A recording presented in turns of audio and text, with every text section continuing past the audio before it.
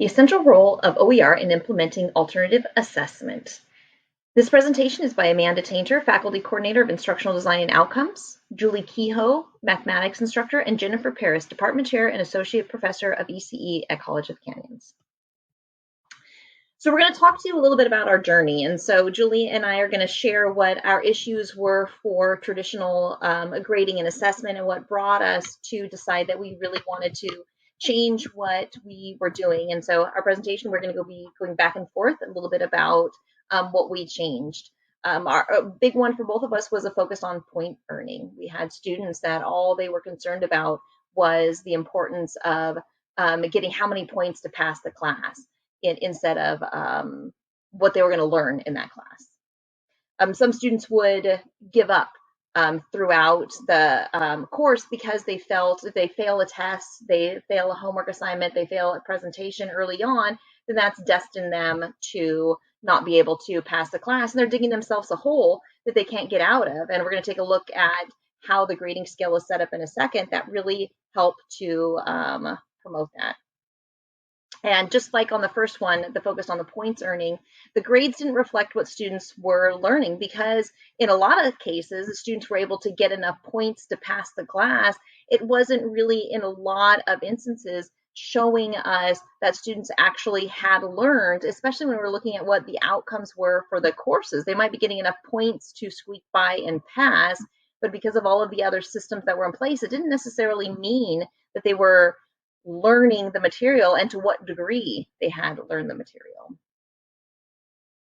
The outcomes and assessment and grades didn't align, and that really is what we were just talking about on the fact that they could get the points, enough points to be able to pass, and what their grades weren't telling us is how were they doing on those outcomes of the course. You know, we had taken the time to figure out what we really wanted the outcomes for the course to be, and so those really should align with how they were doing in the class, what they were passing. That was really important to us, so that what our grades were actually showing to our students and to the next instructor in the class is that they had mastered or become proficient in these skills. The enforcement of the rules got in the way of building those relationships with students. It became about, you know, here's my late policy, you missed the due date, now I've got to deduct 50% of the points, whatever our rules might be, those became the focus versus my role as a facilitator of your learning is to ensure that you become proficient, you've mastered these skills, you've reached these outcomes, whatever term you want to use. That is what should be important, is my relationship with you as your facilitator of your learning is to support you to get there instead of this gatekeeper of if you turn it in 1 day or 1 minute or 2 hours late, you get a deduction of certain amount of points. And so we really found that all of the traditional grading and assessment really stood in the way of getting those relationships with students that was really important for their learning. So we came to a point where we needed to find a new way of doing things and a new guiding principle. And so it really came down to the fact that students who learn the material should pass the class. And so many of the policies that we had in place and that a lot of instructors have in place these days gets in the way of that. And so with this guiding principle, it helped us to better align all of our class policies, our assessments, with what our students needed to be successful. And so it came down to a few things that that this kind of led us to. We implemented OER resources in our classes so that everyone had equal access to the content right from day one, and that wasn't an impediment. The cost wasn't. We also wanted to ensure that our grades were accurate, so they were reflective of learning and not the compliance that we so often gets in the way of students being successful in a class. And third, flexible policies that had natural consequences rather than arbitrary ones were really important to making this work and helping us build relationships with students. Clear communication was another really important one. We implemented rubrics that were really clear and given upfront to students so they knew exactly what we were looking for. And then we also followed that up with really good feedback to help students improve over time. And all of these guiding principles, we listed that using OER as the first principle, and really it was the foundation for all of this that we were doing. Because if students don't have access to all of the content, how can we say that their grades are accurate? Because they're Googling the content, they're guessing what it might be, and they're not all having the same equitable access to that content. And so, really, that was a huge piece of advocating for these principles. And we talk about this on our campus. It's one of the things that Julie and I stress, is that's a key part of moving into a more equitable assessment is this use of OER, because students all have equal access to the content from day one. Yeah, it really was the building block that started everything else that came after it. And that last one is giving students an opportunity at redemption. So including low stakes and no stakes practice in your assessment and in the course was an important part of ensuring that students were learning the material. So we really had to start reconsidering all of our grading practices. And these were the ones that we really had to dive into and make some changes to. So graded homework became a thing of the past because this is an opportunity for students to practice with that low stakes opportunity to learn the material, make mistakes, and improve over time as they prepare for the assessment. Things like participation points, effort points, extra credit, all these things either drag a grade down or raise a grade artificially and get in the way of actually getting accurate grades that reflect what the students learned in the class. So those all went away as well. And then to get those opportunities at redemption, we started including retake opportunities or resubmission opportunities. It kind of varied with our different disciplines, but opportunities for students to keep continuing trying to learn the material. It wasn't a one and done kind of thing, especially since we removed the graded homework. And this is another place where we see that OER was really an important part of this, because if we're telling students, you can retake this test, you can resubmit that project, and providing feedback between that, then it's really imperative that for them to learn the content that they might have missed, the skill they didn't master, what they didn't come proficient at, that they have that content at the ready and they're not waiting to go check it out again at the library or waiting to be able to borrow it from a friend or photocopy it or whatever it might be. But if we really want to encourage them to retake or resubmit that project, they need to have access whenever they can to that content. And so that really was an important part in that retakes and resubmission, is that they always have access so that they can grow from what they didn't master that first time. We also had to rethink deadlines and really make things flexible. And there's still a schedule, but students can work beyond that if they need to. And late penalties are a thing of the past here because, again, these are things that make grades inaccurate. It's not reflecting what the student ultimately learned. It can just drag down grades of students who need a little more extra time to learn the material. And the last piece that we had to reconsider is the grade scale. To make all this work, really reevaluating the grade scale was a key part of this. Traditionally, we use a 0 to 100% scale. The problem is there's just so much wide variance in this kind of scale. It's very hard for me to describe to a student what the difference between a 75 and a 76 is and a 77 and so on. So it's really a problematic thing with this. And also, as you can see, it's very weighted towards failure. There's so much that students have to get to just to get to that passing grade. And it can make it difficult or even impossible for a student to pass at a certain point if they've struggled in the class. So instead, we switched to a 0 to 4-point scale. It's much easier to describe these different levels of grade versus the 100-point scale. And that's exactly what we did. We created rubrics that actually described each level, what we were looking for each thing that we were assessing them on. And you can see if you're wondering, well, how did we make the grade breakdown work for this?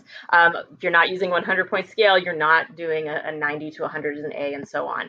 So since everything is graded on a 4-point scale, I use this breakdown instead, which makes it just a little bit easier for students to get from one grade to the next. And we're no longer so weighted to a failing grade. And if you're curious, here's an example of what those rubrics look like.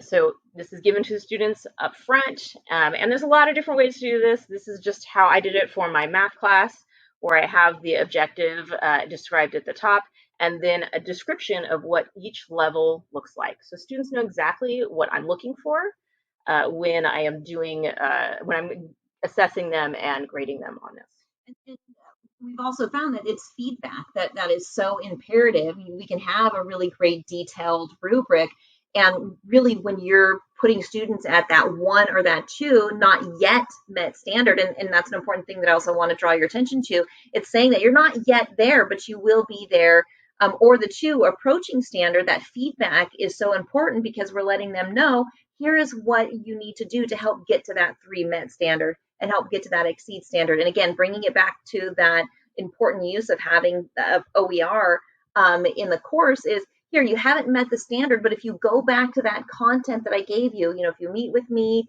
or if you look back at our textbook, having access to that is so important, because then they can go back and say, oh, I see what you're saying here. I didn't get this concept, but I've got the textbook right here because I'm using an OER, and I can relearn, I can brush up on that skill, and now I'm ready to retake that exam or resubmit that project, whatever it might be, to get up to that 3. So that's where that retakes and that resubmission is so important, paired with these rubrics, so that students can see, here's what I need to do to meet that standard, meet that outcome, meet that skill, whatever verbiage you want to use. This rubric was really important to making this all work logistically. When you're limited to just 4 points and you can clearly describe each level, your grading is a lot more consistent, and it's much, much faster to determine the grade on assignment. So now I spend very little time figuring out how many points to give, and I get to spend most of my time providing detailed feedback to my students to help them improve for that reassessment if they need to take it. So if you're wondering, how do we get retakes and resubmissions to work? Because it is more work to have to be grading multiple assessments. This was a big part that made it possible. So if you're wondering, well, was it all worth it? Because this is a lot of work. We want to be upfront. It was something that we really had to commit to, but it was absolutely worth it, especially that initial investment of time. Where I'm more focused on learning and my students are more focused on learning. They still care about their grade, of course, but they know that we're here to learn and not to grab points.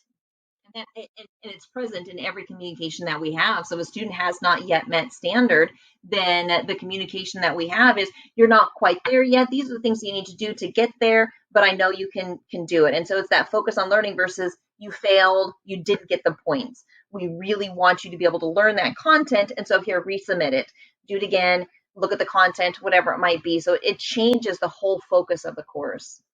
It's also really motivational for students because they have that opportunity to continue learning.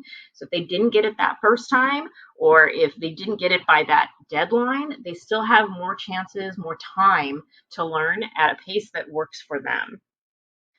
And that also ties into the whole personalization. The students really have an opportunity to make my class fit into their life rather than me expecting them to fit their life around my class.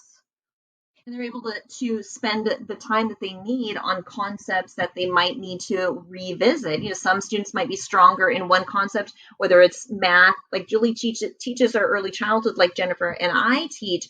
They're able to pause enough to relook at the content that they might need to, instead of blazing through and never going back and filling that gap that they have in their knowledge. And if we're talking about sequenced courses, that's really important, that they don't end our class that just because they got enough points, but they still have that gap. And this really helps to ensure that all those gaps are filled. And this also made the grades accurate. We removed things like late penalties and extra credit and effort points that were really inflating or deflating grades. Then we have grades that more closely align with the outcomes and the outcome assessment, which became much easier by doing things this way. And at the end of the day, the most important benefit is the relationship that we experience with our students now.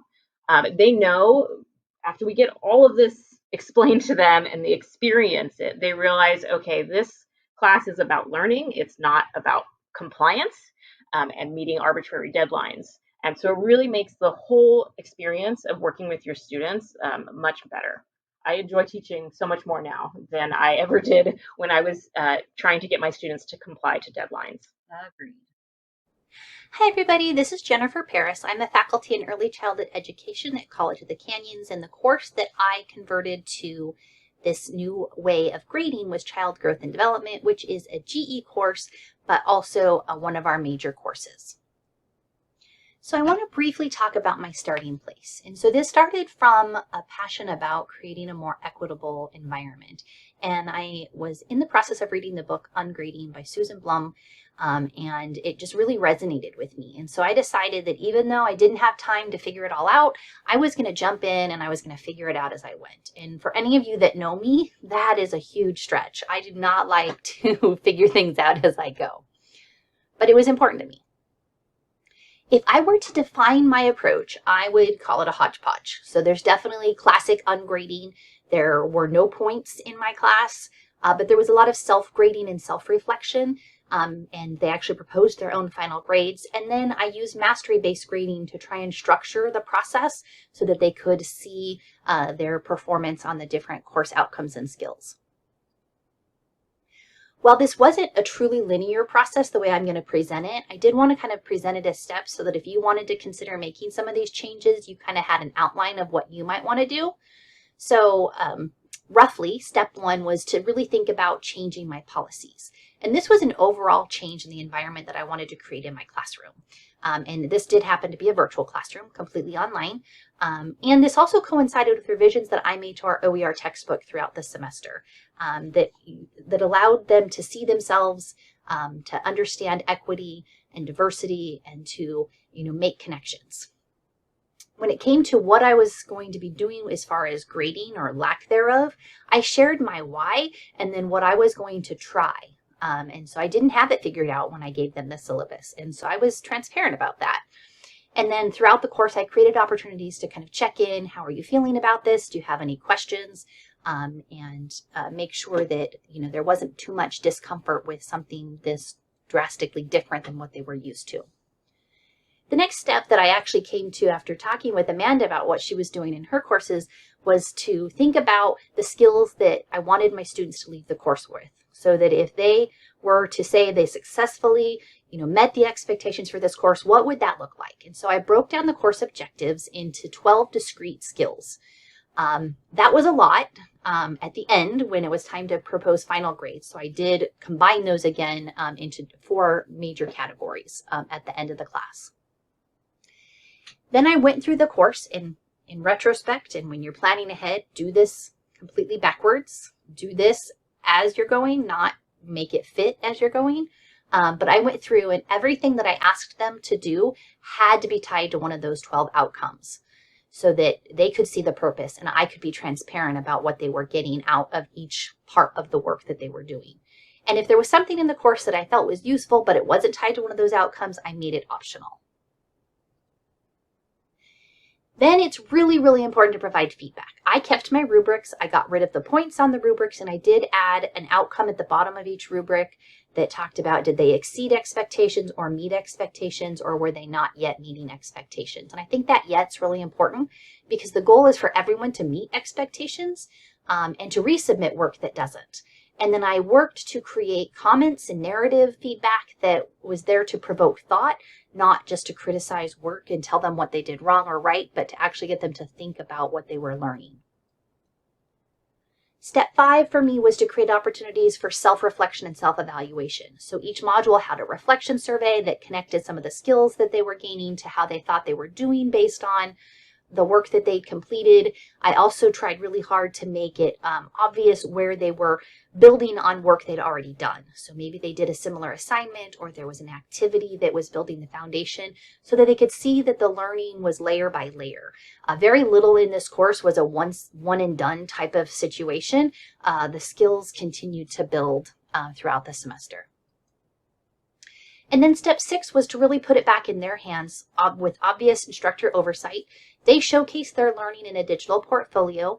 I had them build the portfolio before they actually had to put the stuff into the portfolio so that they didn't have to worry about that at the end of the class. It consisted of 5 pages, 1 page for each of the 4 outcomes that I had recombined those skills into, where they displayed samples of their work throughout the course. And I gave them a chart showing where they worked on each of those skills throughout the course, so they knew where to go look to see their level of performance. And then they had a final page on their learning journey. They gave themselves an overall rating on each of the 4 outcomes, reflected on what they learned, and they proposed their final grade, which I either agreed with or disagreed with, and with the exception of a few students that I thought were a little too harsh on themselves, I gave them the grades that they gave themselves and that they justified they earned. Quickly, lessons learned. It was worth it. It was a lot of work. It was chaotic. I didn't have the time that I needed to stay caught up on providing feedback effectively. Students didn't know they didn't understand the process. They submitted their work, resubmitted their work way less than I would have liked, but there actually wasn't a lot of work that didn't meet expectations. They need more practice with self-evaluation, and it is way better to design backwards than to try and make a course that already exists fit. And building off of that, my next steps when I implement this again is I want to build in more options for student demonstrations of skills. So while I gave them the ability to not turn in typed work, things were still really structured and kind of there was one assignment. And I want to build in options and really embrace that universal design for learning. I want to scaffold self-evaluation more effectively. By the time they got to the end of the course, they were pretty accurate in self-evaluation. In the beginning, they definitely overrated how much they understood something based on the work that they had done. I want to more fully embrace backward design so that I can make sure everything is covered equally and is really well balanced. And I also want to use the Mastery Gradebook in Canvas because the regular gradebook doesn't work for ungrading very well. If you got any questions, you can always reach out to me. Thanks, and I hope you enjoyed learning about my journey. So if we've piqued your interest at all in this, feel free to contact us. We love talking about this all the time. All the time. Anytime.